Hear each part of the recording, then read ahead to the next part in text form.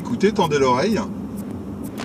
Pas beaucoup de bruit, hein, pourtant on est dans une Porsche. Panamera i hybride qui emprunte une bonne partie de la technologie qui est déjà utilisée sur la 918 Speeder.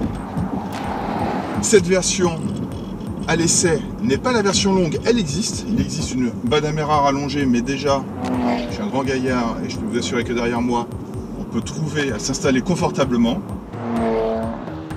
Et pourquoi est-elle si importante, cette Panamera i hybride?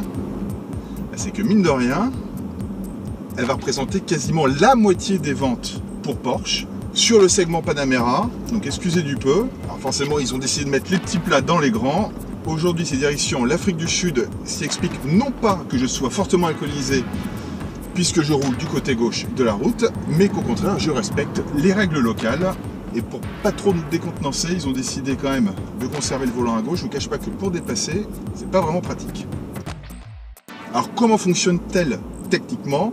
C'est une solution qu'on connaît déjà, une solution hybride.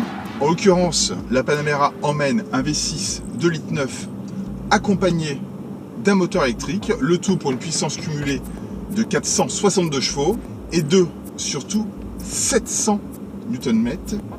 Et croyez-moi, quand on met le pied dedans, sincèrement, ça arrache pas mal.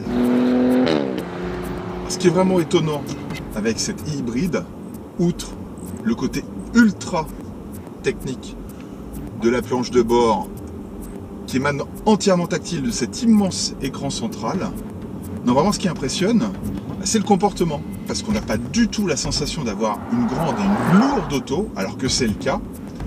En raison des batteries, forcément la Panamera se voit ajouter quelques kilos supplémentaires dont elle se serait bien passée, parce que naturellement c'est quand même pas une ballerine. Et bien malgré ce surpoids, on a vraiment une voiture qui se comporte sereinement, je dirais presque de façon agile. Et allez, n'ayons pas peur du terme, sur le segment, on voit pas bien qui peut lui tenir la grappe en ce qui concerne le comportement dynamique. Alors en termes de transmission, c'est la nouvelle boîte PDK à 8 rapports qui équipe cette Panamera. Voilà, pas de bol, les autotones décident de me pourrir ma belle route de montagne, mais ça c'est pas très grave. On va rebasculer en mode électrique.